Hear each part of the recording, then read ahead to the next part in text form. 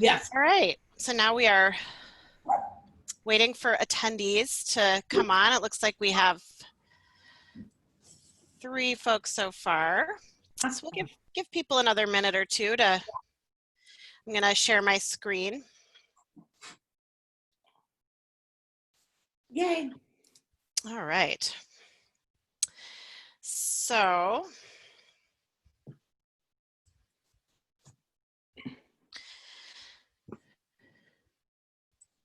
just waiting for a few more people to pop on here.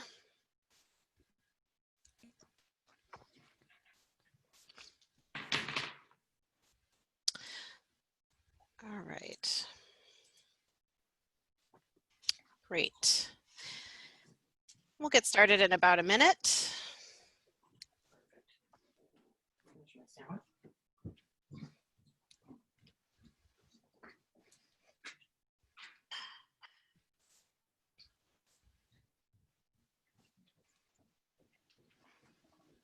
Okay. Ready. All right. Give people one more minute to, or half a minute to pop on here before we dive in. Okay, good. We got several. All right. And let's see here. Okay. Well, why don't we go ahead and get started? We have, this is the first time we've done our really straightforward legislative advocacy training as a webinar. So welcome, thank you for joining us. It's a little awkward not to be able to see you all.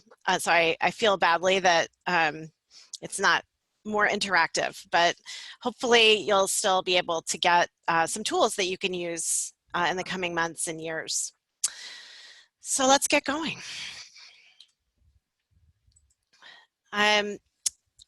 Today, what we'll do in the next 90 minutes is we will learn a little bit more about state legislative advocacy. It's really the basics.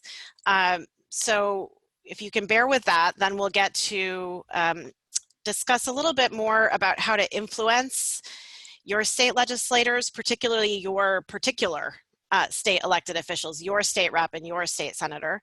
And we'll have some time for question and answer at the end. I will say that since this is usually a very, very interactive workshop, it's super awkward doing it as a webinar. So I think the key is that you all can feel very comfortable sending a message to the group using the chat function or using the question and answer function in the webinar.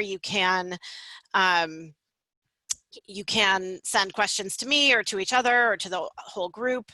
If you need to get our attention, make sure you can use the webinar controls and raise your hand.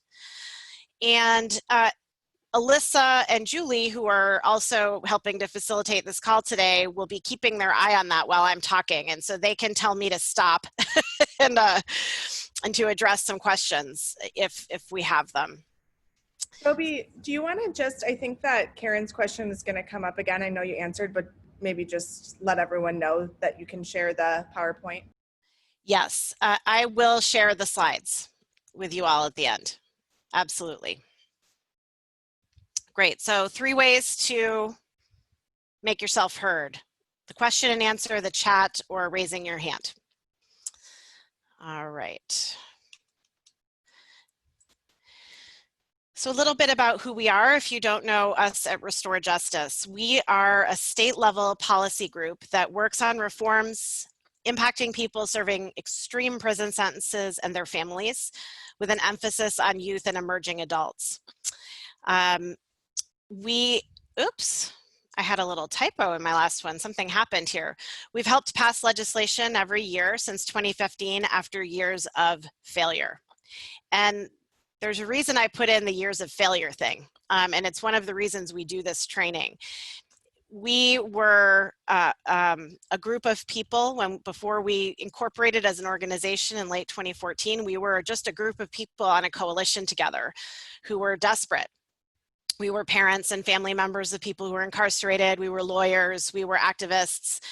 And we were very frustrated that there was still juvenile life without parole in the state of Illinois. So we came together as part of a coalition at Northwestern University and in 2008 and started working on different ideas for passing legislation. And even with a favorable US Supreme Court case in 2012, and what we thought was a very, very modest set of reforms in our pocket, we were unable to be successful for the first several years. And I think this training is a distillation of a lot of the things that we learned during that process of failing.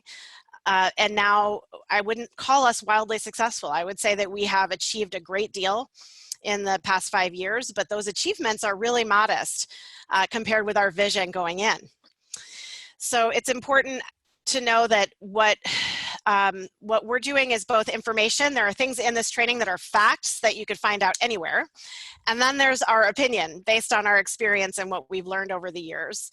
I will say that I personally have about 27 years of experience in and around Springfield, either as a funder, as a lobbyist, as a government employee. So I've seen Springfield from a lot of different angles. And so I'm really happy to share that information, but much of that is my opinion based on my experience.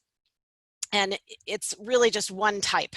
So as you do more in Springfield and do more legislative advocacy, you may come to disagree with me, and that would be great because we need more people in this space learning lessons and sharing information.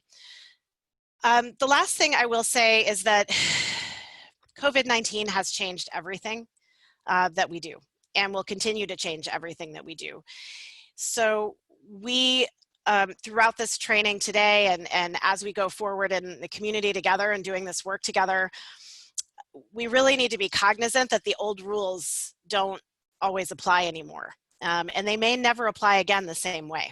So much of this training, because it's based on hard-won experience, is rooted in an experience that may not come again for a long, long time. The act of doing a lobby day, for example, in Springfield and having hundreds of people flood the Capitol, we're really good at it.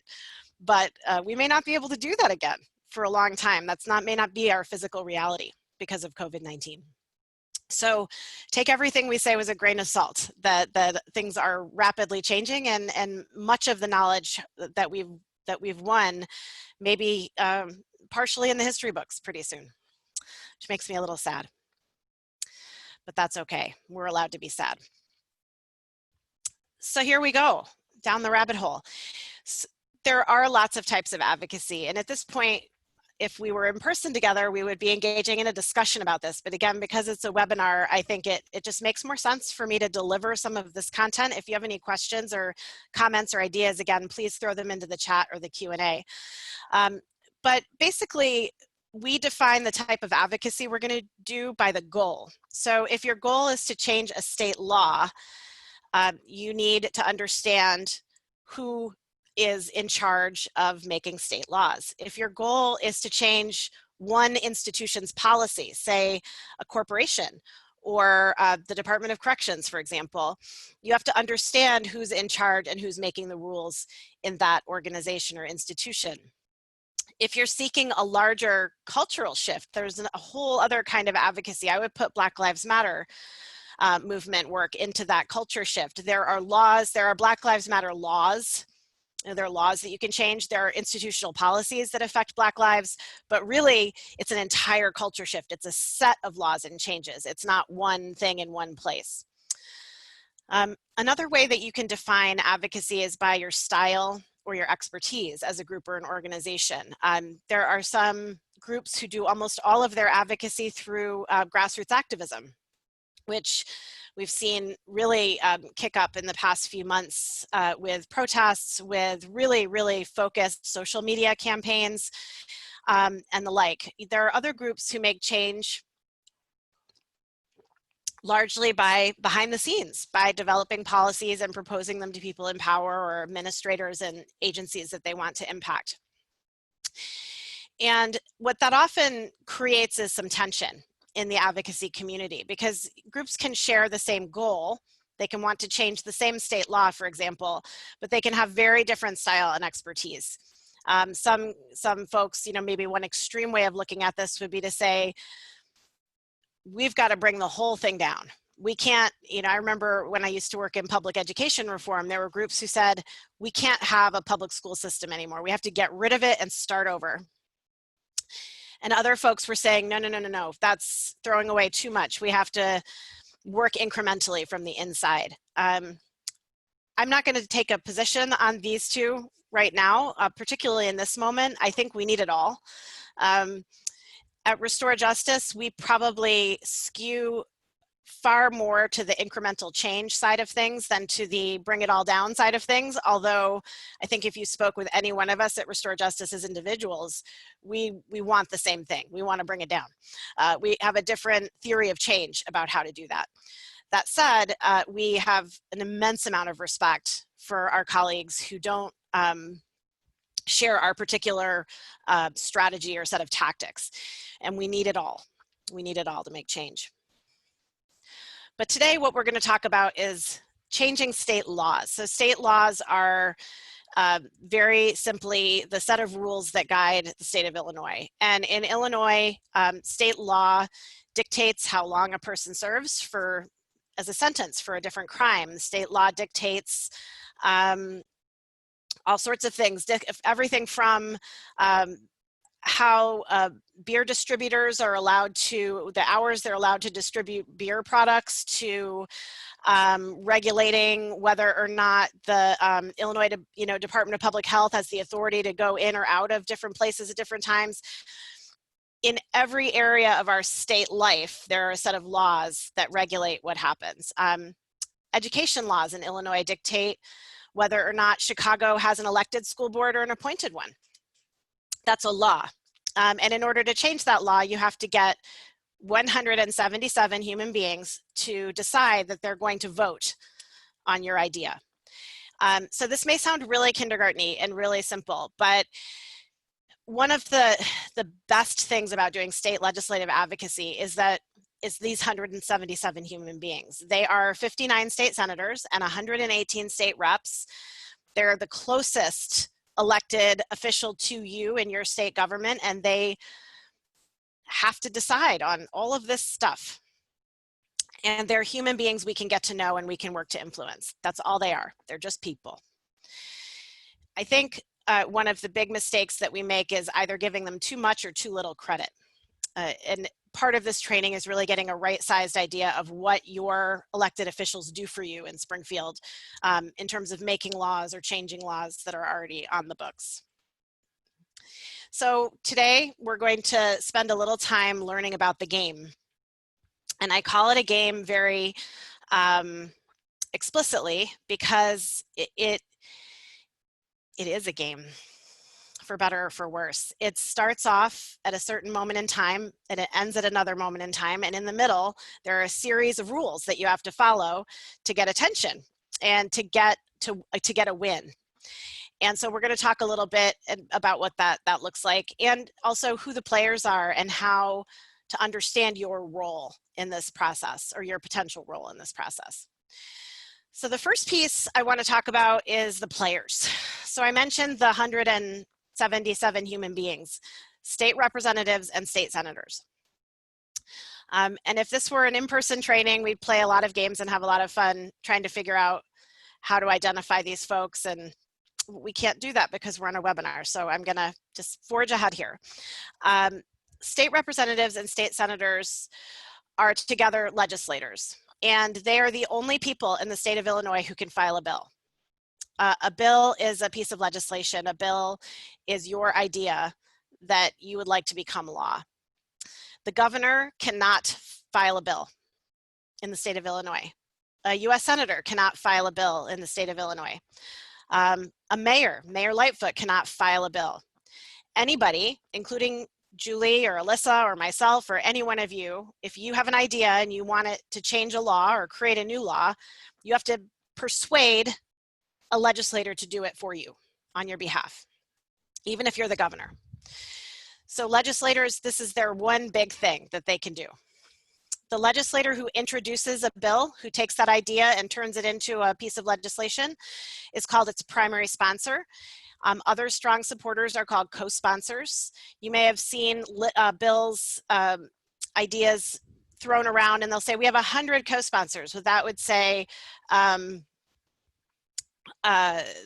the co-sponsors are very, it looks impressive when you have a lot of them, but they don't really do anything. A co-sponsor doesn't actually play a role. They're basically just, I'm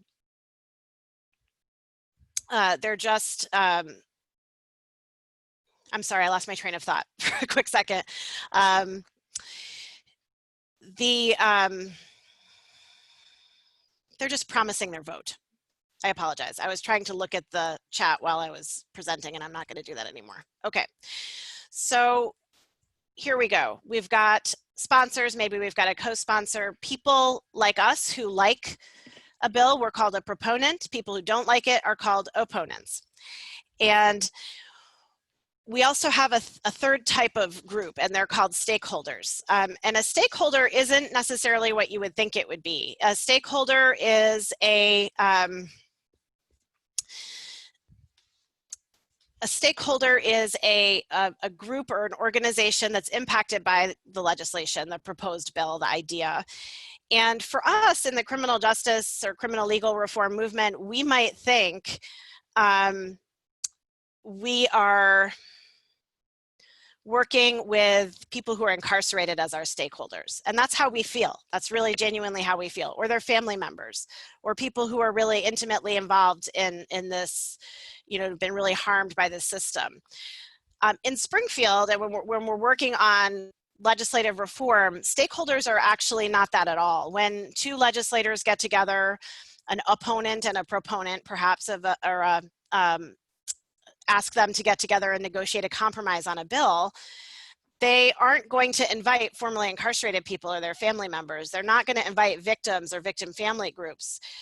They are going to invite the Department of Corrections and the Illinois Association of State's Attorneys. They are going to invite maybe the sheriffs. They're going to invite the institutional stakeholders inside government and people who will have a role to play in implementing the new law. It's a sort of a weird thing, but you'll hear if we'd ever have a legislative session again, you'll hear people talking about how, they had a stakeholders meeting last week. Why weren't we invited? We're stakeholders. We wrote the bill, or we were part of writing the bill, or we've been lobbying on this bill. Why aren't we invited as stakeholders? And it may very well be because the system isn't used to seeing activists and advocates as stakeholders. So I'll pause there. Does anyone have any questions up till this point? All right. So we will keep on keeping on here. So the game itself has a bunch of steps. It's a pretty complex game, and it's timed. So you have to do a lot of stuff in a pretty short amount of time. You start off with a draft idea, and that idea, as I mentioned earlier, has to have a sponsor and get introduced as a bill by a legislator. It then has to pass what's called a subject matter hearing in each of two chambers. So the two chambers are the House and the Senate. The House reps are the people who decide what the criminal justice bill might go to the criminal law committee, criminal justice legal committee. On the other side in the Senate, there'd be a similar committee. They would debate. And if they pass it through, it goes on to the floor in each chamber. So it has to get 2 committee votes, and then it has to get 2 floor votes. In order to win, a bill needs to get, my station's falling apart here. A bill needs to secure majority support. And majority support needs to get 30 votes in the Senate and 60 votes in the House. So if you get 59 votes in the House, you don't get 90% of your legislation. You get 0. This is a all or nothing situation here. If you get 29 votes in the Senate and you're so excited and proud because that's so close, you didn't win. And truth be told, you have to get quite a few more votes lined up than 60 or 30, because oftentimes, you know, the 177 people voting are human beings, and sometimes they're sick or they have to go to the bathroom, and so they're not sitting at their station when the vote is called. Or the politics of a floor debate. One of the things you see a lot on television federally is you'll see floor debates. You'll see a senator or a House of representative in the House get up and make a big speech. This happens at the state level as well. Regular folks like us are not allowed on the floor. Lobbyists are not allowed on the floor. Only the legislators and their staff are allowed to be on the floor. And one of them might make an impassioned speech against your proposal. And let's say you were in the House and you thought going in, we've got our 60 votes. We walked around the Capitol day after day and we counted all the votes and we made all the phone calls and we made sure and we've sealed it up. We've got 60 votes. And then someone on the other side makes an impassioned speech. You never get to hear that speech that day. You get to read a transcript of it later. You have no idea how the emotions change on the House floor, and you might lose 3 votes or 1 vote or 2 votes or 10 votes. So it's very, very important, particularly with controversial legislation, that you get more than. You walk into your vote, your floor vote, with more than the required number of supporters. When we were working with Representative Barbara Flynn Curry on the youthful parole bill, she wouldn't allow the bill to get called for a vote until we had 67 or 68 yeses, firm, hard yeses that we counted behind the scenes, because she didn't want a floor speech to drive it down, or some strange, change of mood on the floor to cause a bill that went in with weaker support to go down unexpectedly. What often happens during this process, particularly during the committee hearing process in this middle part of the game, is that opponents of any legislation will come to light. And when opponents come to light, everything changes. We are a democracy, and most things that we have an opinion of, somebody else has the opposite opinion of. And for almost anything meaningful you want to change, there are going to be people against that change. And an example I like to use is, let's say you draft an idea, it's the best idea you've ever had. You want every 5-year-old to get free ice cream on their birthday, and that it's actually an economic stimulus plan, because the ice cream industry has really been suffering. The ice cream industry has been suffering because of, let's say, COVID-19. I don't know. So you have your plan. You get a sponsor. The sponsor loves it. Oh, Alyssa, I love that idea. I think every 5-year-old, I too think every 5-year-old should get ice cream. And I think it's a great way to use stimulus dollars to make sure that ice cream parlors can still employ people in the summertime. So we're going for it. The bill gets to committee, and as soon as it's published in committee, all of a sudden, you have more people against it than you have for it. And the sponsor is all of a sudden feeling very uncomfortable. They're very nervous. They don't like it when people don't like them. So the sponsor, who's kind of come out for you and said, I'm going to support this ice cream bill, is all of a sudden getting call from the dental association. They're getting calls from parents groups, and that's okay. They can handle that. They were expecting that. But the one that's really upsetting is the cake industry. The cake industry has a lot of power. They've got a lot more influence, and they are extremely irate with you and with your sponsor, because this is going to cut into the cake profit this summer. And the cake industry has been suffering too. And what about cake? Why does this have to be all about ice cream? And so during the committee process, your sponsor has a meeting with the opponent, and maybe with a legislator who's really close in with big cake. And they sit down together and they come up with a compromise whereby the subsidy will be used not just for ice cream, but for ice cream and cake. Great. Now you get through the committee. Yes, we're going to amend the bill. We'll change it to include cakes, and now it goes out of committee. That was in the House. Everything's fine. You go to the Senate. You have your committee meeting. you're still using your original bill, but the cake guys know you're on board and you're going to make the changes you need to make. But another group comes out of left field, and it's a very conservative group of folks who don't believe that subsidies should be used for small business, and that both cake and ice cream are getting away with murder here. And we really need to shrink government, not grow it. And so they start to attack this bill as being too big. Now, if it were just ice cream, maybe we could have dealt with it. But now we're talking ice cream and cake, and next thing you know, that's going to be candy. And they decide to oppose it. At this point, the sponsor is going to come back to the groups who had the idea. It's going to go back to Alyssa and say, hey, Alyssa, how much are you willing to change here? I mean, now we've got a lot of opposition. There's no way we're going to pass a bill. We don't have the votes. Unless you can drum up the support, then Alyssa has to decide, can I get that many people to vote for this bill?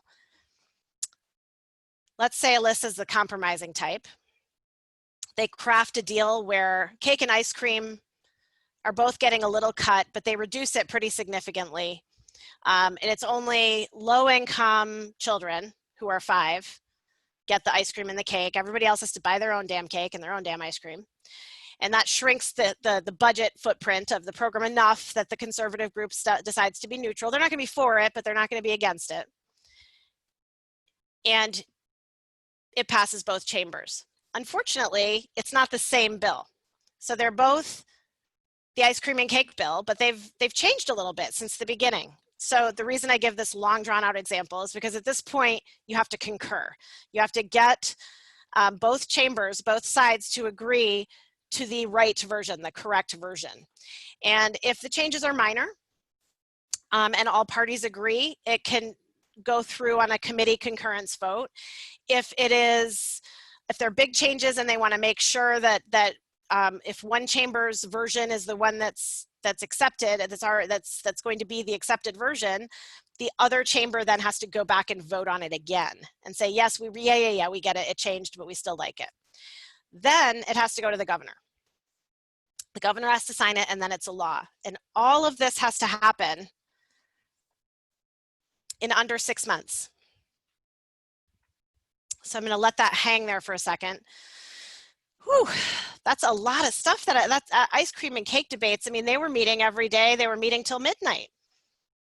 And Alyssa, when she had to go back and find out if she could drum up the support, that's a lot of work. That's a lot of phone calls, a lot of meetings, and all in a very concentrated period of time, and all on a deadline. So in Illinois, we have our season is dictated by our state law. If you don't like our season, you can get a legislator to propose a change. But right now, as it stands, we have a General Assembly that meets for 2 years. It's a 2-year period. We are in the second half of the 101st General Assembly right now. Bill numbers, actual proposals, and this process only applies within that 2-year period. So if you start your effort now, or let's say you started your effort 3 or 4 months ago, you only have a year. It's not a rolling 2 years. You only have 1 session to do what you need to do. And then you have to start all over again when the new General Assembly commences. This is again part of the game aspect of it. You don't get to carry over performance from a previous season. It doesn't count anymore. Once it's passed, it's gone. We also find this a lot with family members and folks who are doing advocacy, who have busy lives and busy full-time jobs and lots of other things on their mind. They'll remember a bill number, but they won't remember anything else. And if that bill number was in a previous General Assembly, it's completely meaningless. Completely meaningless. So one of the things that we encourage people to do is to get to know sponsor names, get to know what year something was introduced. It's very important because you can't even really do research on something unless you know what year it was introduced, maybe the sponsor name in addition to the bill number. So all bills need to be filed by mid-February. And in general, we consider most of the substance, all those committee meetings are happening in February, March, April, into early May. And then everything has to be done by May 31st. So it's not a solid 6 months. So we start in January, we end May 31st, but really we're looking at legislative days. And what we're counting are these the 177 people, the 118 reps, and the 59 senators are physically together in their chamber. Our state law dictates that legislation cannot be passed remotely. They have to be there. They have to be in the chamber, in a chamber together to cast their votes and to debate and to go through this process. So if we had had a normal session this year, which we did not, by the way, but if we had had a normal session, we would have only had 9 legislative days in February, 11 legislative days in March, 9 in April, and 19 in May. I mean, think about that. It's next to nothing. For this group of people to review laws on literally every topic that impacts Illinoisans' lives. Healthcare, education, criminal law, civil law, all sorts of corporate regulation, healthcare, the environment, you name it, you name it. And their public works, it's all in there. And they're trying to get through all of it. In addition, they are trying to pass a budget. So the other role of the General Assembly, in addition to creating laws and changing laws, is to decide how much money the governor of the state of Illinois and his agencies get to run the state. So this is sort of the really hard part, is that when we look at the legislative session, we're looking at about generally between 6,000 and 8,000 bills are introduced every year, not every session, every year. Only about 500 make it. And of those 500, next to none look the way they did when they were introduced. So if we were able to have a discussion, I would ask you all sorts of questions about efforts you've seen succeed and efforts you may have seen falter over the years. But one of the things that we often see are people who come in a session with an idea and they get challenged in the committee, the first round of committee. The opponents come out, they come out hard, and the sponsor asks them to make a compromise. Says, are you willing to give up this or that or the other thing? And the group, which worked so hard on their legislation, says, no, it has to be this way. And they fail. The sponsor steps back, says, okay, and without making any changes to the bill, the sponsor doesn't have the time or the bandwidth to try to change the hearts and minds of that many people, so they step back. The group doesn't really know what to do often. They try to continue to work the bill, but they can't get any traction. They can't see it move forward. The session ends and they're incredibly demoralized. And in a lot of cases, they don't come back. They don't come back to state legislative work. I've seen this time and time again over a quarter of a century here of wonderful groups with great ideas giving up because they didn't have a right size set of expectations about this process and how difficult it is, and how incredibly patient one has to be to kind of see it through. So a couple other things I want to note about this process.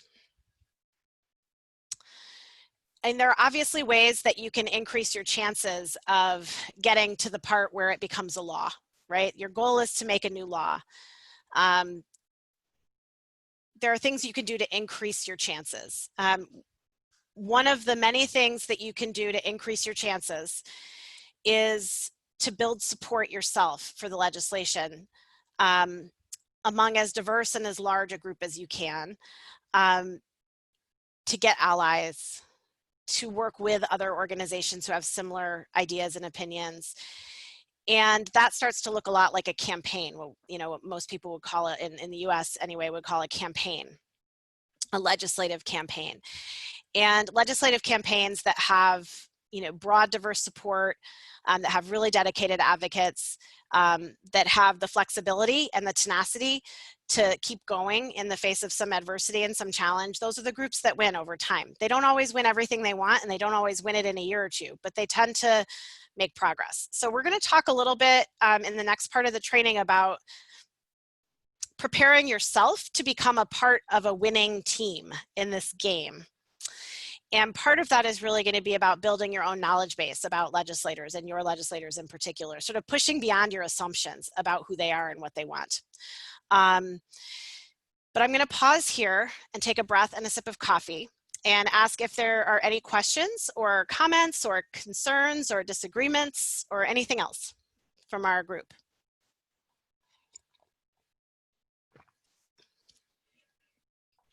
Such a quiet group. I know. It's like, it's eerie. I don't think I'm ever going to get used to Zoom, doing a training on Zoom. It's so bizarre. Okay, here we go.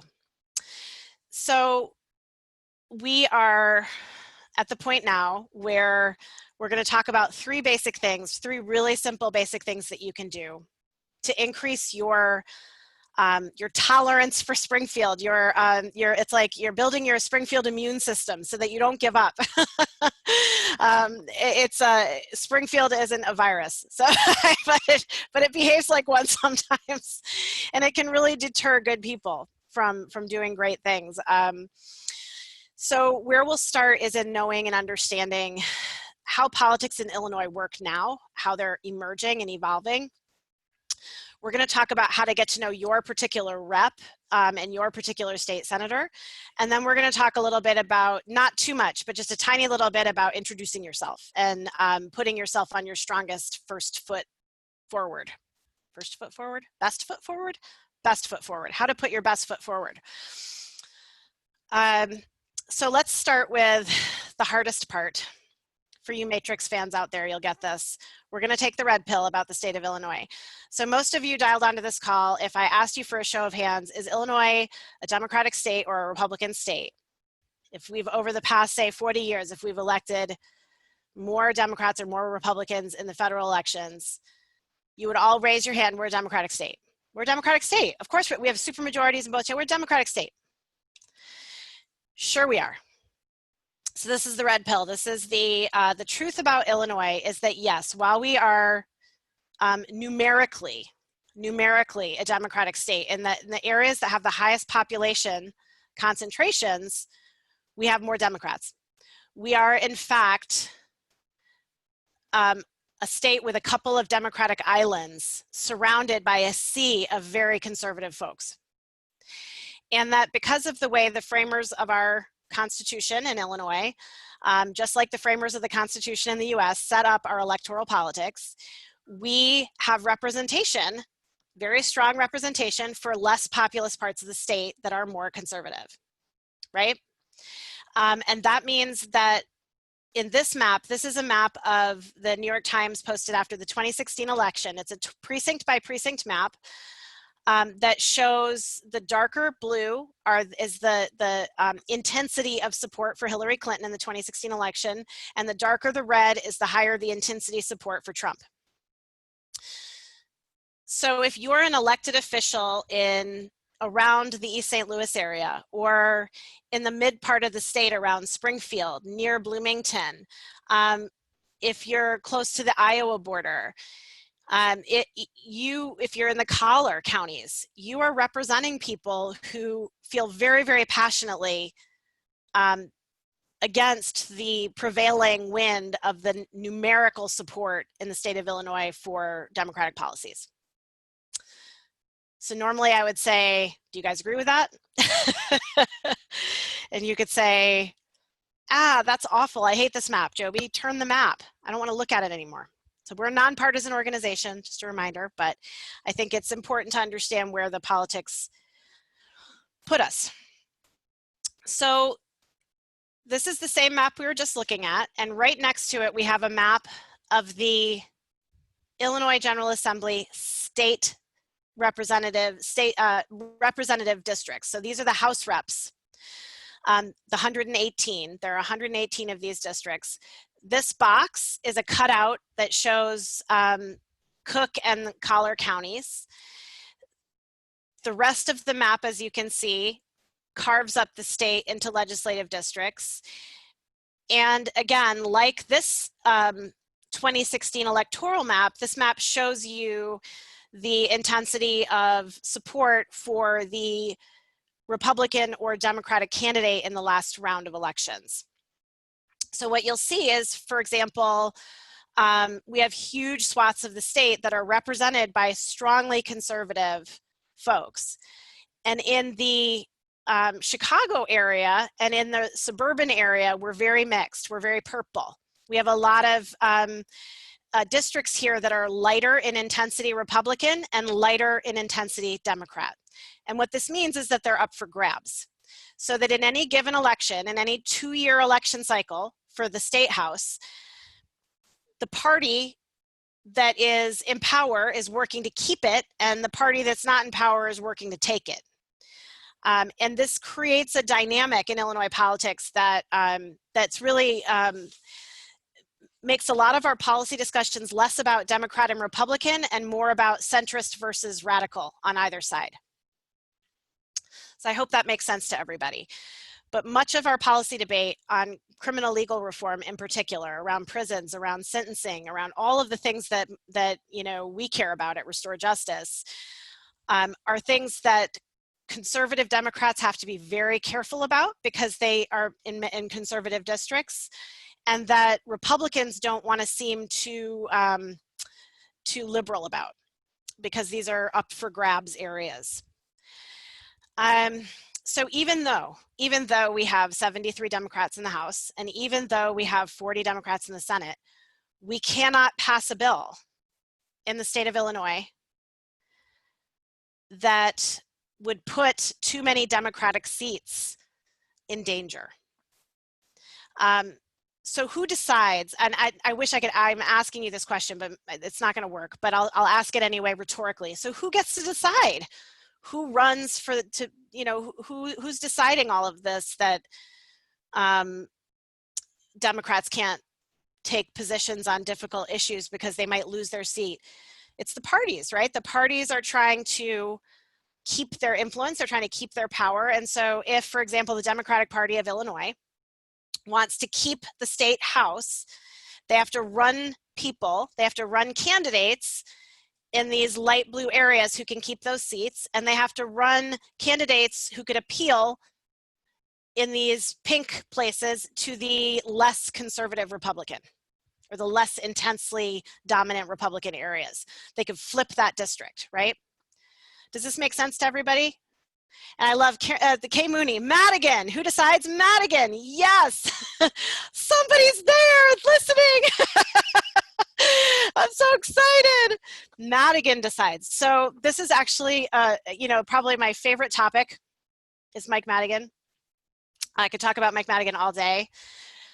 Mayor Daley used to be my favorite topic, and you know, I just love it. So Madigan is, for those of you who don't know, is the Speaker of the House in Illinois. And the Speaker of the House in Illinois, he also happens to be the chairman of the Illinois State Democratic Party. So as the head of the party, Madigan decides who runs and who gets the money that he raises for candidates, right? It all comes down to, you know, let's say Julie decides she's had enough of this crap. She's going to run for office. She's done being an advocate. She wants to run for office. She wants to become the Democratic. What's your district, Julie? What you want to run against? What's her name? Mary Flowers. Flowers. Okay. Is my state rep. And Mary's the incumbent Democrat. Incumbent means she's in the job now, and you want to run against Mary and become the Democrat, because you're also a Democrat in that state. So you have to run against her in the primary election, right? You can't run against her in the general because there can only be one Democrat in the general. So the primary election is to sort out which Democrat gets to take that spot. So you mount a challenge and you say, well, I'm a better Democrat than Mary. This is hypothetical, Mary, if you're listening. I'm not really doing this, Mary, I promise. Yeah. Or I should say, distinguished Representative Flowers, we are not doing this. But this is just an example. So Julie's running against Mary, and Julie says, you know, I'm a better Democrat. I can prove that this person who's incumbent now isn't a really good Democrat. She's not with all the Democratic positions that I believe in. So I'm going to go to the Democratic Party of Illinois, and I'm going to try to win their support over the incumbent. So that's what Julie has to do, because Julie wants to start raising money. And she can't go to the donors, the big Democratic donors who are already giving to the party, because the first thing they're going to say is, well, did the party endorse you? If the party didn't endorse you, then it's a different challenge, right? So let's say Julie goes to all the Madigan's office and she goes to the Madigan controlled entities and they say, no way, we love Representative Flowers. She's our kind of Democrat. She plays ball. Sorry, Julie, if you want to, this is democracy. You can do whatever you want. You can run in the primary, but you've got to raise your own money. You can't come through the party. So then Julie's got to go out and find people who are willing to support a non-party endorsed Democrat, or she has to run as an independent. So here we go. Julie's on the path. She's on the trail. And she's got to figure out a way to get in. So this is how, and she's probably not going to be successful, by the way. These are very, very difficult challenges. Very few of them win. There are really notable exceptions to that in Illinois, and we can talk about those another time, but, and it's changing. The other thing I think it's worth mentioning right now is that Michael Madigan is in the political, is in a terrible moment. Well, terrible or wonderful, depending on whether or not you're Mike Madigan, but there's a massive federal investigation into some of his practices over the past decade with ComEd. And I would highly recommend tracking that story. I think if we weren't in COVID, this would be the single biggest thing to happen to Illinois in 40 years, would be Mike Madigan's authority being challenged in this way. He has never been significantly challenged in 40 years, other than there was a 2-year period where Lee Daniels, where the Republicans took the House back. But he's the longest standing speaker of any state house in any state in the United States.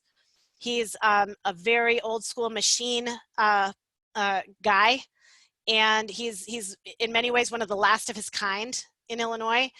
So we are in a really interesting moment where we don't really know what's going to happen. But the important thing to know right now, and this is the little snippet that I want you guys to really hold in your heads, is that even though we have 73 Democrats in the House, for any difficult piece of legislation, meaning in a purple or a light pink or a light blue area would be considered controversial, any difficult issue, you can only guarantee yourself up to 35 votes in the House right now from Democrats, which means there are another 35 to 38 Democrats who have been told by their party leadership in no uncertain terms that if they want to keep their job, they are not to support that legislation. This is the reality of politics in Illinois right now. This could change, right? This could change if Madigan is ousted. It could change after he passes away. It could change in lots of different ways. But right now, for the past however long I've been doing it, for anything controversial, anything that splits the party or that is really, really ugly to the other side, you can only count on, there are only 35 safe Democratic districts, really, truly safe Democratic districts in the House. The Senate's a little different. It's always been a little different. Right now, it's a lot easier to pass things through the Senate than through the House when it comes to controversy, because of the way the districts are mapped and the way that chamber operates. And the House is where a lot of the trouble is for people who want to change laws around criminal law issues in Illinois. So I'm going to pause there and say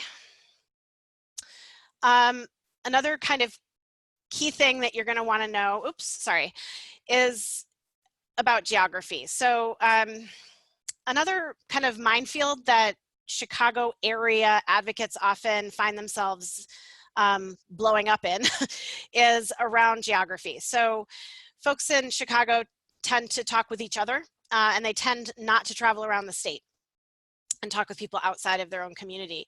And so you could talk to 12 legislators in Chicago on the off season, 14, you could talk to 20 in the Chicago area and have great meetings, great conversations, feel super hopeful, and still have done nothing meaningful to advance your cause.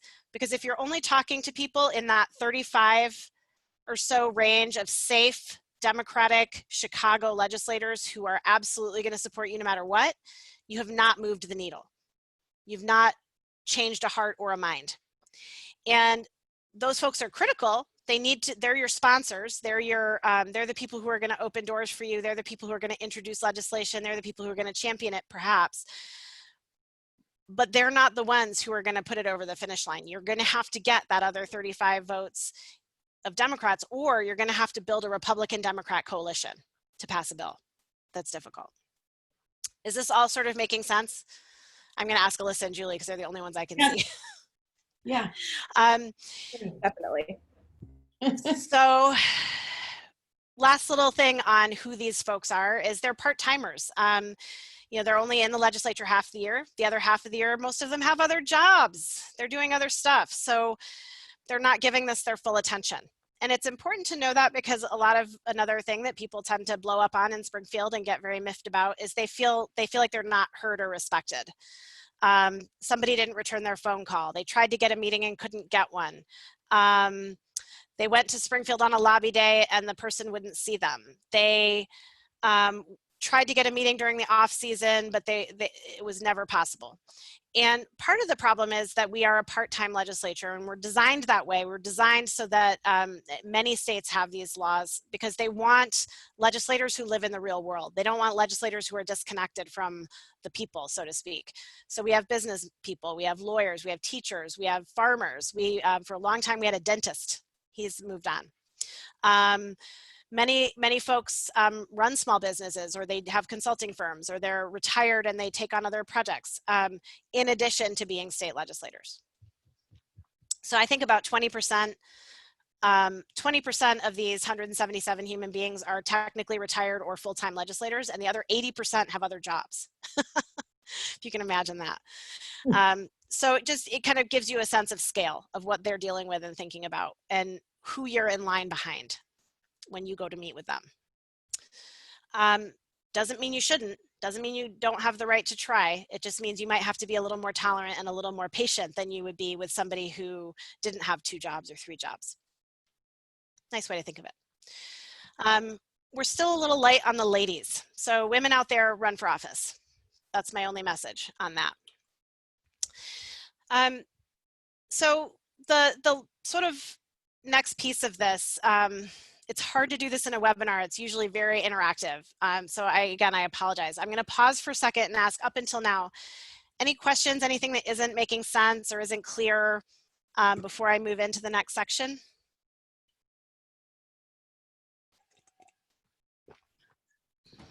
Julie asked a good question. Do the demographics surprise anyone? Yeah. You can respond to her in the chat. And raise your hand or question and answer something. And yeah, I think it surprised me that there are that it's mostly white and it's mostly male. So yeah, it's we progressed, and yet we are in 1953. Right. It is a very strange it's a very strange phenomenon, especially with the female, because the state is actually around 18 or 19% Black. Okay. So the again, mostly concentrated where we live. So for us, it feels weird, but the rest of the state is being largely white. Yeah. Latinos are the most underrepresented. So if you're a woman and you're Latina, run for office. There you go. Because we are Latinos, pardon me, are I think still around 14 or 15% of the state, and they only have 8% of the representation in each chamber. So that's the big outlier in our demographics and the gender. We do have some really interesting legislators who I'll just highlight in this, and this will come up a little later when we're talking about COVID policies, but we have the first openly HIV positive legislator in the nation is actually the House Majority Leader, one down from Madigan in the hierarchy. We have a number of LGBTQ legislators who are out and meeting and discussing issues. We have a number of legislators who consider themselves a progressive caucus. We have Democratic state senators who consider themselves the more conservative Democrats and meet together and caucus together. So they come together a caucus is just an affinity group, really. There's a black caucus in the legislature of all of the representatives and senators who are black, who meet together and discuss their agenda. There's also a progressive caucus now, and it has, I think, 12 members who meet together. So there was a question. Yes. So Karen asked, can you review the breakdown again of the safe versus other Democrats, the 35 safe and then everyone else? Yeah. It's, I'm going to go back to this map to talk about this. So basically what that means, so that, let's say there are, I'll give you a concrete example. I don't know if I can zoom on this, but you can see this 19 right here. It's right next to 20, which looks like an ear. It's a red ear, and right next to it there's a light blue 19. So the 19th district is a Democratic district in the city of Chicago on the northwest side. The state rep who was in that job in the last General Assembly, or in last year, left. He retired or resigned mid-term, and a very, very progressive woman was appointed to his post by the ward organization that she had been volunteering with for years. She's a wonderful person. Her name is Lindsay LaPointe, and she's the rep in the 19th. Now, Lindsay, if she weren't running for office and you weren't talking to her about, you know, her job and her district, Lindsay herself as a human being is incredibly progressive, would vote yes on all sorts of radical you know, criminal justice reform. She'd be really on the vanguard as an individual, but she represents the 19th state representative district. And her district is very, very light blue, which means the intensity of Democratic support there is not as high. And it's on the border of a very intensely red area, which means it's a high intensity Republican area. Lindsay's job is to represent her district, but it's also to keep that district blue. So what could turn that district red? This is this is Joby's opinion, not Restore Justice policy, but Joby's opinion is that about her ward has, I don't know, something, it's probably not this, but let's say 30,000 people in it. Maybe it's 40, I don't know. Let's say half of them are just as progressive, half of the voting Democrats in that district are just as progressive as Lindsay. The other half are not. Many of them, let's say, are law enforcement, retired law enforcement, maybe Trumpian even. You know, there's that kind of populist Trumpian group who voted for Obama and Trump. It's sort of a weird political animal. Let's say half her district is either Republican or conservative Democrat or law enforcement Democrat, meaning they would always support the police over police reform. So Lindsay, despite how progressive she is, and despite the fact that she is one of the 77 Democrats in the House of Representatives, is not, I can't count on her to vote for our felony murder reform bill, because our felony murder reform bill is not a bill that's supported by law enforcement. Law enforcement doesn't like it because it would reduce their ability to charge up larger numbers of people on murder cases, and to get plea deals, use these long sentences and this really aggressive policy to get better plea deals or to get people to roll over on each other or whatever they do. So they don't like it. So Lindsay, although it's a progressive policy and Lindsay would typically naturally support it and champion it, because she's trying to keep the 19th blue, even, you know, given how conservative it is, she can't put a vote on that. Why? Because Mike Madigan told her not to.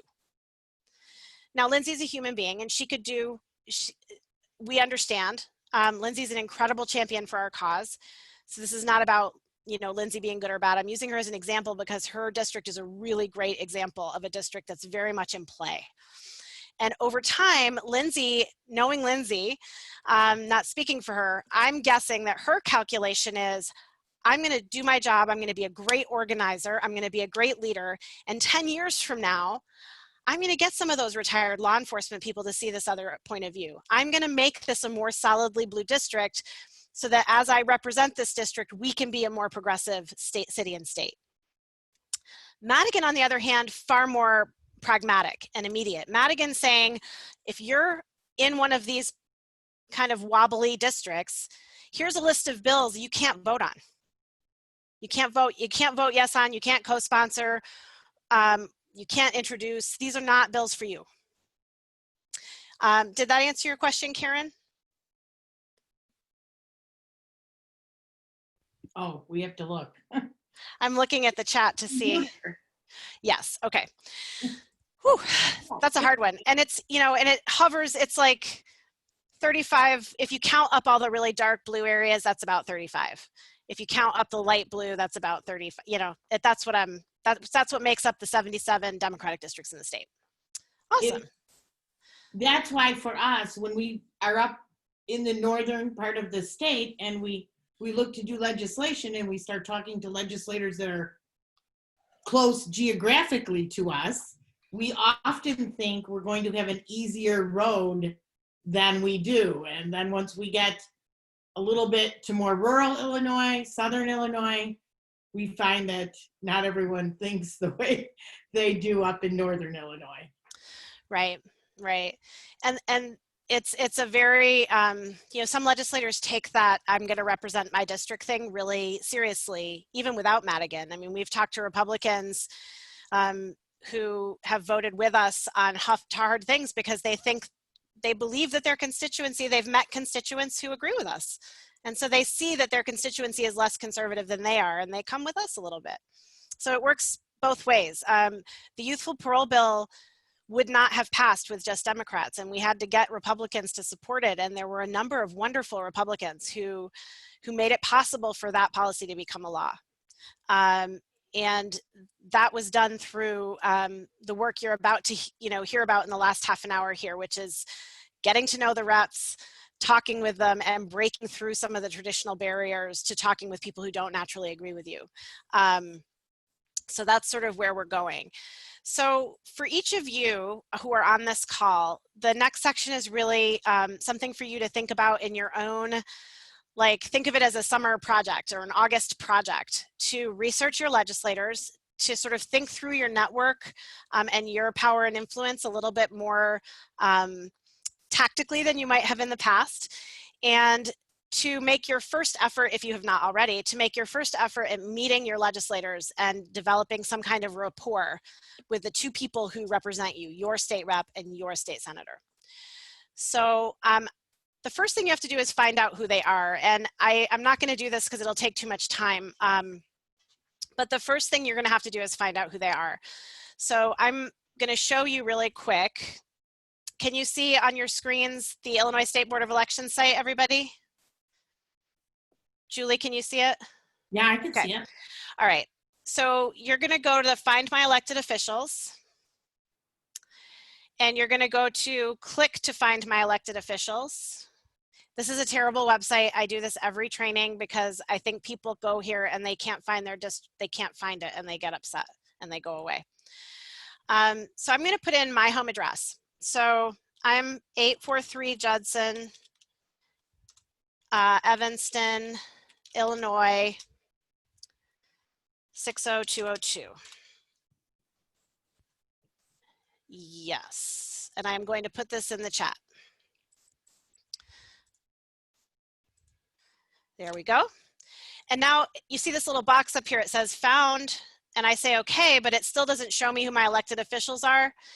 You have to go through this final step of clicking confirm address before it'll show you your officials. So the most important thing here to note is the first thing that pops up is your US congressional district, who is not at all relevant to what we're talking about here today. I love Jan Schakowsky. She's an incredible US representative. She has zero to do with the state house in Illinois. So I'm going to scroll past her. And now I'm getting to my Senate district number 9. And it says here, see, it says state senator. This is my state senator, Laura Fine. She's terrific. And then my representative district 18, Robin Gable. She's my state rep. And if I keep going, I'll see my US senator, nothing to do with state. Another US senator, nothing to do with the state. So we're focused on state offices here. And I'm going to focus on Robin Gable because every Senate district has 2 state rep districts. So the smallest unit, the smallest office, the closest to you is your state rep, not your state senator. And you can go to your state senator, you should go to your state senator, but I'd start with your state rep. They have the fewest constituents. They are the closest to you in the pecking order. So I'm going to just go through with you a couple of ways that you can learn about your state rep before you meet with them or before you try to meet with them, and some ways that you can quickly sort of sleuth out where they fit in the is it a safe district? Is this somebody who's you know, who I can count on? Is this somebody I like? Do I want to support an opponent someday? There's some just real quick tools you can use to get a little bit more knowledgeable. So we found out who she is. She's Robin Gable. So the next thing we're going to want to do is the second website that I like to use the most is the Illinois General Assembly website. And I'll also put this in the chat. So the Illinois General Assembly website is a wonderful, wonderful place. It's unlike the Illinois State Board of Elections website. It's actually pretty rationally organized and relatively easy to find things. So I know my state rep is Robin Gable. She is in the House. She is not in the Senate. Remember, Laura Fine is my state senator. Robin Gable is my House rep. So I'm going to go to members. She's a member of the House. And here we go. This lists every single state rep. It lists all the bills that they're working on, what committees they're on, and their district. And you can sort this list by district, or you can sort it by name. So I'm going to click on Robin Gable, and here she is. So we're going to take a quick second here. I'm just going to have you read. I want you to read from years served down to her daughter's name, Lyla. So I'm just going to give you all a minute to read this section really quick.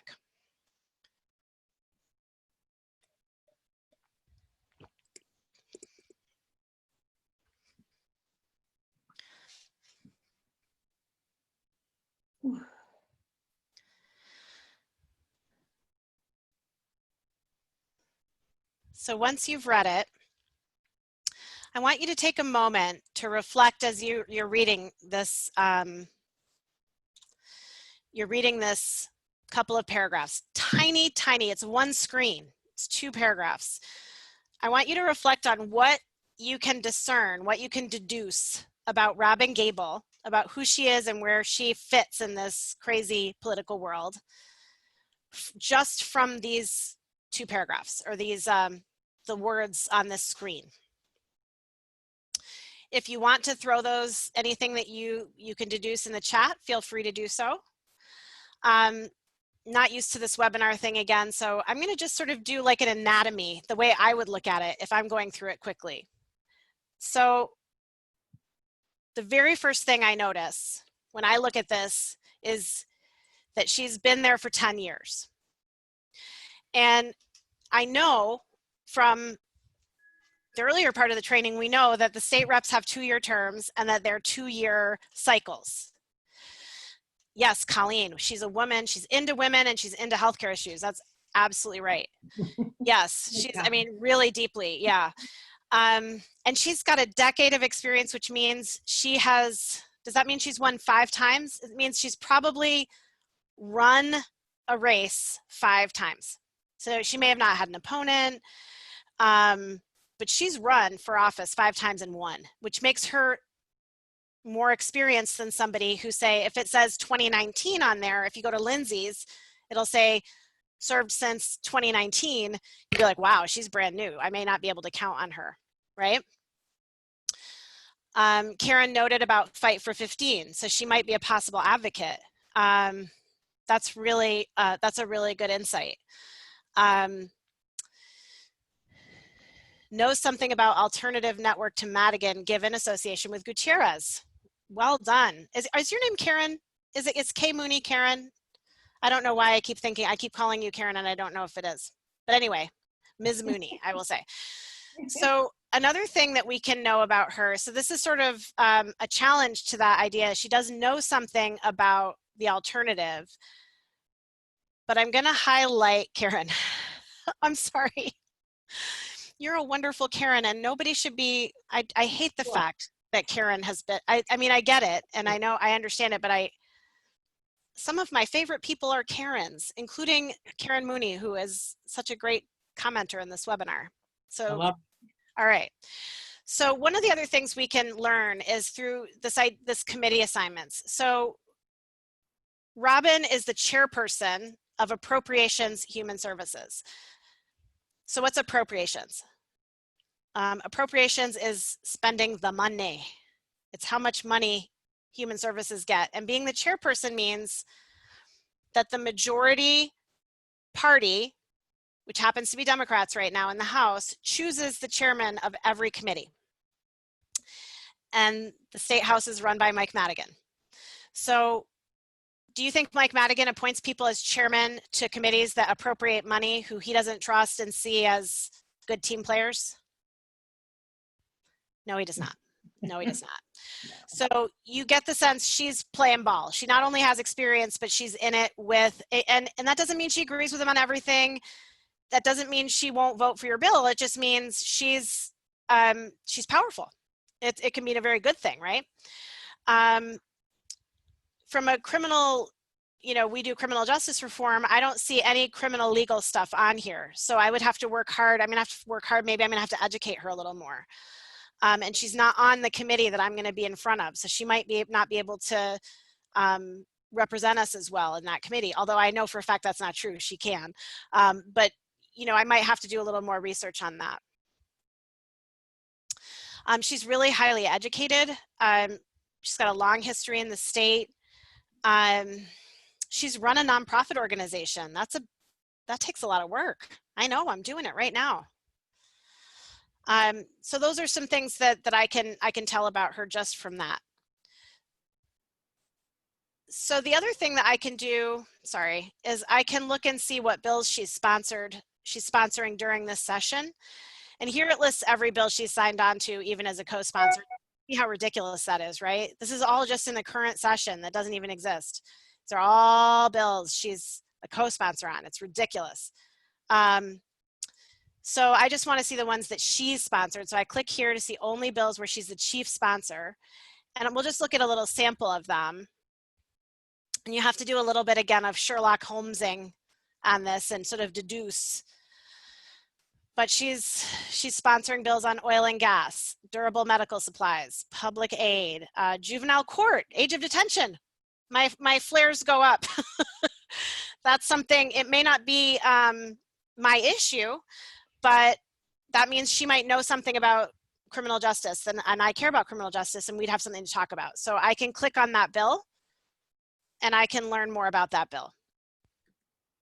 So I'm going to leave this there so you can see how this is sort of a wonderful rabbit hole. You can go down the rabbit hole. All of the bills that you're going to find listed are current. You are not going to find historic bills unless you search for them that way. So if you want to, well, we could do this another time, but if you want to go back and look at old bills people have done, there's another way to do that. But this is all going to be, here's your trick, the 101st General Assembly. And you learned earlier in the training, we are in the second year of the 101st, which means starting in January next year, we'll be in the 102nd for 2 years. And everything that's on this website now will go into the archive, and the new stuff will pop up with new bill numbers and new everything. Okay, got it. Woo, here we go.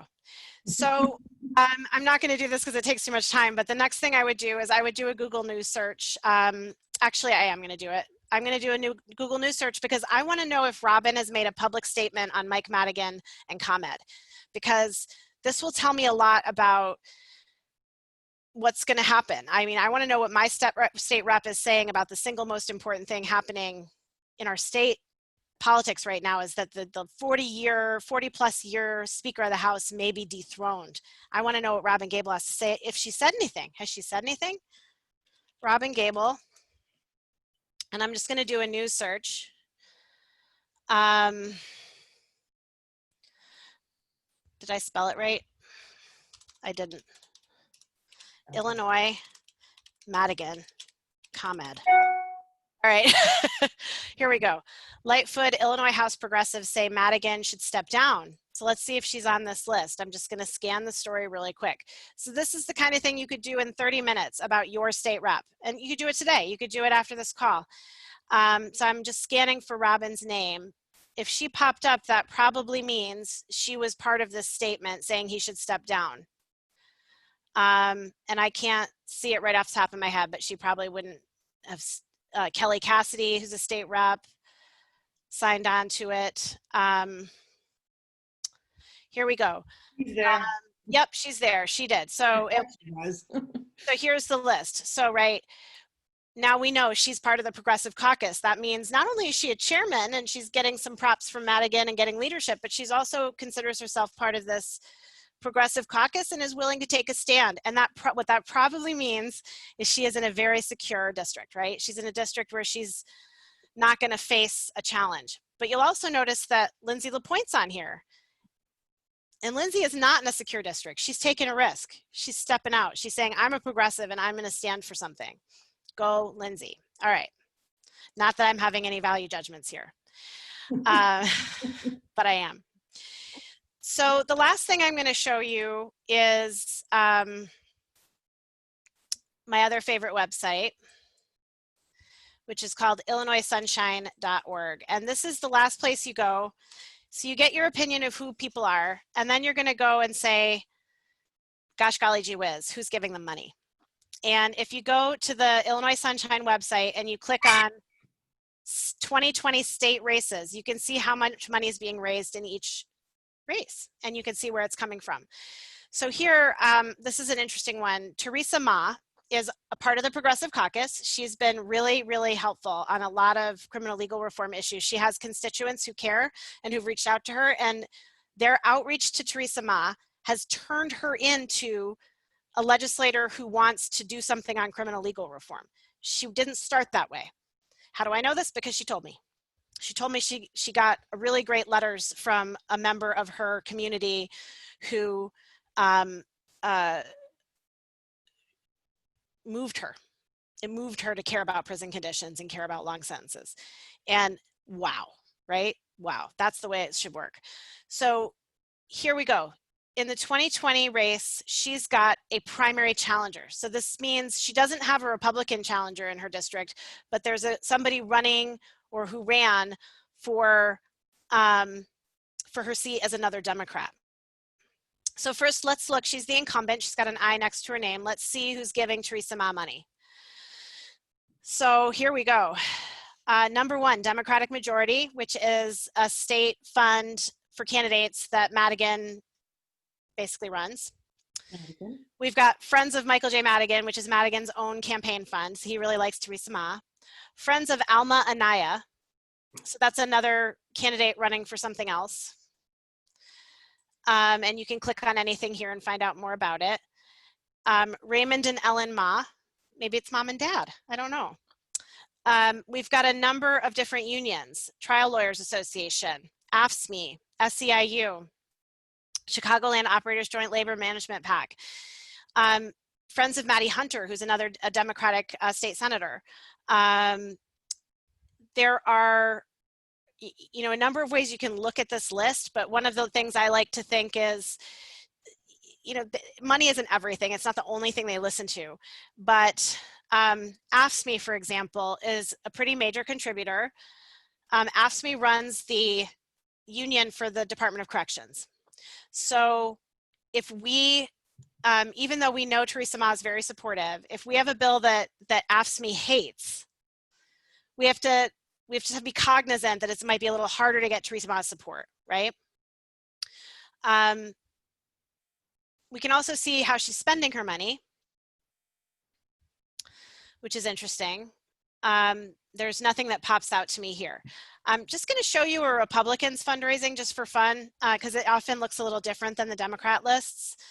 So let's find us a fun Republican. I like doing Worley if his name pops up for me. Here he is. So Grant Worley is a Republican. He is in Naperville. We've met with him, and so I like care for him very much. But the kind of groups that are giving to Worley. So he's getting, his first thing is from real estate agents, realtor. So if we were sitting in a room and having a discussion, I would lead a long discussion about why do real estate agents care so much about a state rep in Naperville. We aren't going to do that now. But I am going to say that what it shows you is that his support is not all of the unions. His support is realtors, the Republican Party, the State Medical Society. This is the joint PAC they give to everybody. Chamber of Commerce PAC, Comcast, another Chamber of Commerce, Enterprise Holdings, I don't know what that is, Caterpillar, corporate, Bruce Rauner, corporate, gaming, himself, right? So, and I love doing this, top 25 expenses. It's usually golf. There's usually a golf resort on there. Nope, not today. Oh, well. I like making that point, but I don't want to linger too long on this. So you can get a sense that the money is a little different, right? That there are powers at work that are funding races, and that they are trying to influence the entire makeup of the General Assembly and what people are thinking about and talking about based on the pattern of their contributions. So you can spend some time looking at this for your state rep and your state senator. And if you want to look at the state Senate race, if you go to 2020 state, you can click on House or State Senate, and here are your, the races get a little more expensive in the state Senate. Look at this one. Tony Munoz has a challenger, and this race is up to 1.8 million. And his challenger is a Democrat. But it's Tony Munoz who's having to raise all the money here, see? So let's just, for curiosity, let's just see who's giving him money. State Democratic Victory Fund. Those land operators give a lot of money. They give a lot of money to everybody. Whew. Really interesting list. It's a different list. Acevedo is giving him money. So why would Eddie Acevedo is a state rep. Why would Eddie Acevedo give Tony Munoz that much money? Because they're friends, maybe. Maybe he's not in a tight race, so he can. Maybe he has some extra cash and he can help him out, and maybe he wants to be owed a favor. Yeah. So these are the kinds of things too. You'll see a lot of people giving each other money in the Illinois General Assembly, and a lot of that is about building influence and power yourself. Some of it's about being useful to people you agree with, and that's awesome and wholesome. And some of it's about building mini empires, which is maybe awesome, maybe not, depending on your point of view.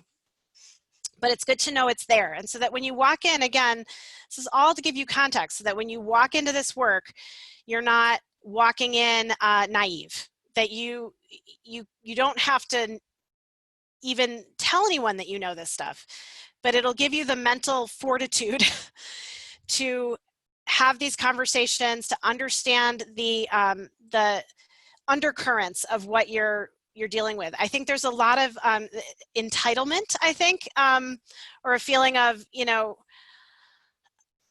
I care about this, and therefore everybody has to stop and listen to me. And the truth is, these folks they're considering 8,000 bills. They've got hundreds of thousands of dollars in donations from people who have been cultivating relationships with them for years.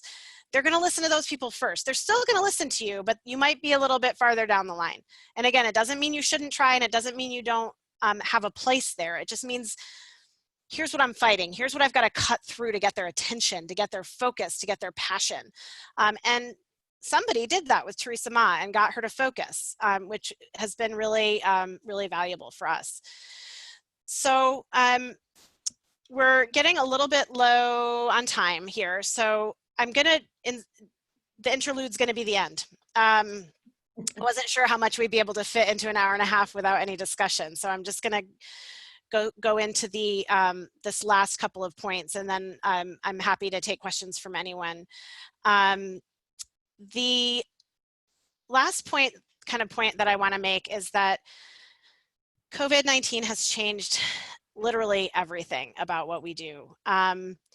So everything I just described happens in the context of a legislature meeting in person for 6 months, for a number of legislative days, lobbyists running around, advocates running around, people meeting and talking and doing their work together. And that's not going to happen this year again. There may be a very brief, what we call veto session, which is technically only required to clear vetoes. The governor of Illinois has not vetoed any bills this year, so there's literally no work to be done by necessity due to a veto. So it's entirely possible that they won't meet again until 2021. If they do have a veto session, it might be 2 or 3 legislative days. So if you have a bill that you care about and you don't already have 60 votes in the House, you're not going to have time to get to 60. You're not going to have time to build the coalitions, to go through, if you haven't been through committee, you can't get to a floor vote. So this should give you a sense that if you have a bill you care about and an organization's asking you to make calls or asking you to do work for a bill, let's say, ask the question, where is it in the process? Has it had a committee vote? If it has not had a committee vote, is it even assigned to a committee yet? If it's assigned to committee, are we targeting the calls to the people on that committee? Because they're the only ones who matter. Until that bill gets through committee, it's just an idea. It's not a serious piece of legislation. It's just an idea. Once it gets through committee, then you do the big push, right? But can you do that in 3 days during a veto session? Probably not. So unless your bill is really far down the road, veto session's not for you. It's not for us. That said, of course, you should always be in touch with your legislators. Of course, you should always tell them what you support and care about. But one of the things we've really been struggling with in this context is how little of a role they have right now. Without their regular schedule and without their regular workload, they don't have legislation. They did not pass legislation enabling remote legislating. So they are required to go to Springfield to do this work. And they did for, I think, 3 or 4 days to finish up the budget last couple months ago. But even that was a huge challenge for them. And I don't see them doing it again. I could be wrong. This is my opinion. This is Joby's opinion. Joby's opinion is nothing this year. If it's going to be a veto session, it's going to be incredibly truncated, and it's going to be a few issues that are already pretty well teed up among the members. It's not going to be things coming in from the outside, from us, right? The next thing I want to say about this is the governor's role has changed dramatically since COVID-19. Dramatically. The power of the governor is exponentially greater right now than I have ever seen it because of the emergency orders and because of the legislature just simply not being, it's an unwieldy body for pandemic. So I think we're all having to rethink how we do advocacy and try to make the change we want. And we don't know the answer. And I will say this, I do not know the answer. It keeps me up at night. I know it keeps members of my team up at night that we don't know how to do this during a pandemic. And what we need to rely on is the fundamentals of what's underneath this whole process. So you may have caught this, but what's underneath this whole process, relationships, quality relationships, building relationships with other advocates, with your legislator, knowledge, knowing the ground you're playing on, knowing the field, patience and tenacity, not giving up when something doesn't work the first time. If we can keep those things at the center, we'll learn new ways to do this work. We'll figure out new ways to advocate in this environment. But right now, everything's in flux. So I see a question. Let's see. I've heard that when a bill is in committee, the bill has the most potential impact for direct contact from constituents. Your thoughts? Yes and no. Depends on the bill. Depends on the committee.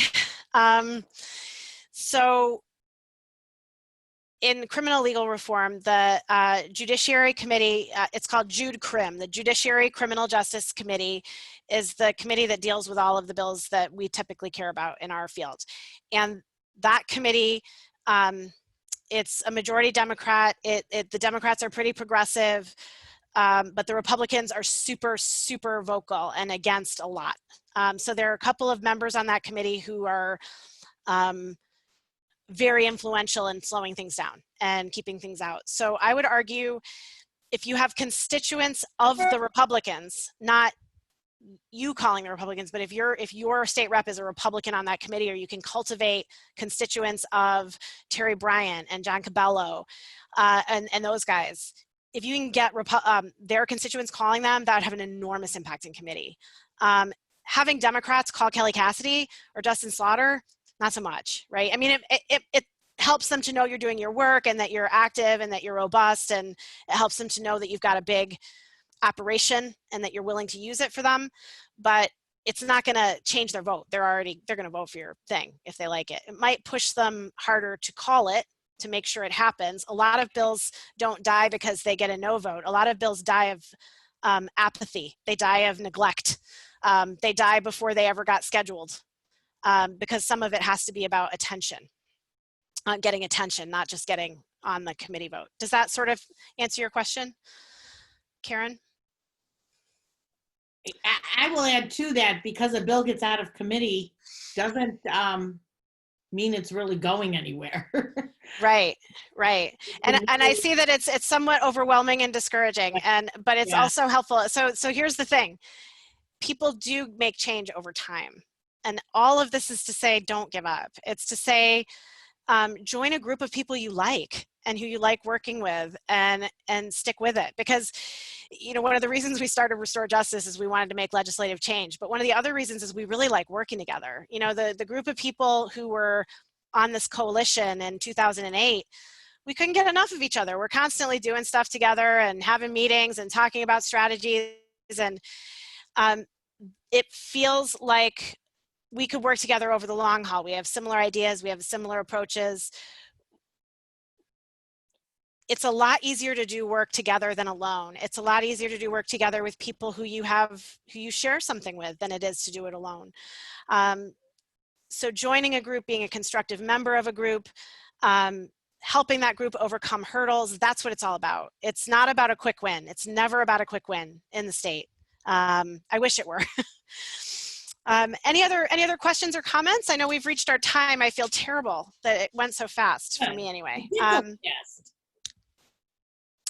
Do we have any other questions from our participants? So I'll close with, I was going to say, change is the new normal. So we'll all stick together. We'll keep sharing information. We'll keep communicating. Please stay in touch. If you signed up and registered, we have your email, so we can send you information. And you can share your feedback with us via email anytime or on social media. We'd be happy to hear from you if you have ideas or suggestions. I feel like I need a training in how to do webinars, because it's really hard. So if any of you know of groups who've done a good job getting engagement and interactivity via webinar, I'm in. I would love to get it. I got it. There's a question here. Are we holding another training soon? We do not have another one scheduled, but we'd be happy to. We have recorded this, so this can be shared. And we have a number of other, I think we have our COVID webinar is on our website. We have and we'll put it on our YouTube channel as well. All right.